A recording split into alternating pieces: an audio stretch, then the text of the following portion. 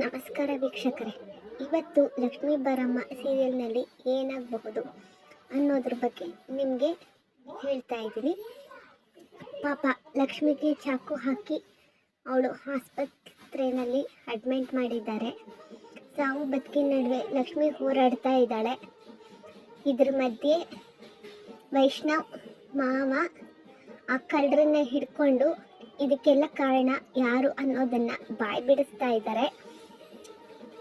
ಆದರೆ ಕುತೂಹಲಕಾರಿ ಘಟ್ಟದಲ್ಲಿ ಲಕ್ಷ್ಮೀ ಬಾರಮ್ಮ ಇವತ್ತು ಹೊಸ ತಿರುವುಗಳನ್ನು ಪಡೆದುಕೊಳ್ತಾ ಇದೆ.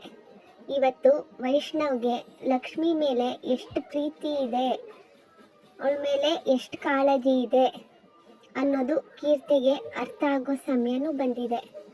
ಅವನಿಗೆ ಗೊತ್ತಿಲ್ಲದೆ ಲಕ್ಷ್ಮಿನ ಅವನು ಎಷ್ಟು ಹಚ್ಕೊಂಡಿದ್ದಾನೆ ಅಂತ ಅವನು ಅರ್ಥ ಮಾಡ್ಕೊಳ್ಳೋ ಸಮಯ ಕೂಡ ಬಂದಿದೆ. ಇದ್ರ ಜೊತೆಗೆ ಕಾವೇರಿ ಸಿಕ್ಕಾಕೊಳ್ಳೋ ಸಮಯ ಕೂಡ ಬಂದಿದೆ. ಕಾವೇರಿನೇ ಇದನ್ನೆಲ್ಲ ಕಿಡ್ನ್ಯಾಪ್ ಪ್ಲ್ಯಾನ್ ಮಾಡಿಸಿದ್ದು ಅನ್ನೋದು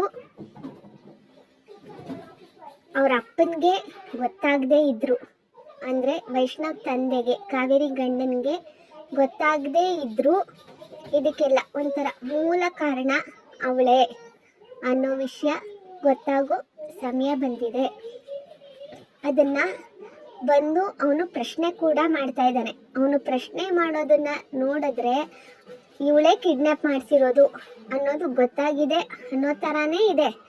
ಆದರೆ ಅವನಿಗೆ ಪೂರ್ತಿ ವಿಷಯ ಗೊತ್ತಾಗಿಲ್ಲ. ಇದೆಲ್ಲದ್ರ ಹಿಂದೆ ಕೀರ್ತಿನೋ ಕಾವೇರಿನೋ ಯಾರೋ ಅನ್ನೋ ಗೊಂದಲದ ಮಧ್ಯೆ ಗೊತ್ತಿಲ್ದೇನೋ ಕಾವೇರಿಯಿಂದ ಇಷ್ಟೆಲ್ಲ ಆಗ್ತಿದೆ ಅನ್ನೋದಂತೂ ಅರ್ಥ ಆಗ್ತಿದೆ. ಯಾಕಂದರೆ ಕೀರ್ತಿಗೆ ಈ ವಿಷಯ ಎಲ್ಲ ಗೊತ್ತಾಗಿದೆ, ಇದನ್ನೆಲ್ಲ ಮಾಡಿಸಿರೋದು ಕಾವೇರಿನೇ ಅಂತ ತಿಳಿಯೋ ಸಮಯ ಅಂತೂ ಬಂದಿದೆ. ಇದನ್ನೆಲ್ಲ ವೈಷ್ಣವ್ ಹೇಗೆ ತಡ್ಕೋತಾನೋ ಗೊತ್ತಿಲ್ಲ. ಕೀರ್ತಿ ಅವಳ ಪ್ರೀತಿನ ಬಿಟ್ಕೊಡ್ತಾಳೋ ಅದು ಗೊತ್ತಿಲ್ಲ. ಹಾಗೆ ವೈಷ್ಣವ್ ಲಕ್ಷ್ಮಿನ ಎಷ್ಟು ಇಷ್ಟಪಡ್ತಾ ಇದ್ದಾನೆ ಅಂತ ಅರ್ಥ ಮಾಡ್ಕೋತಾನೋ ಅದು ಗೊತ್ತಿಲ್ಲ.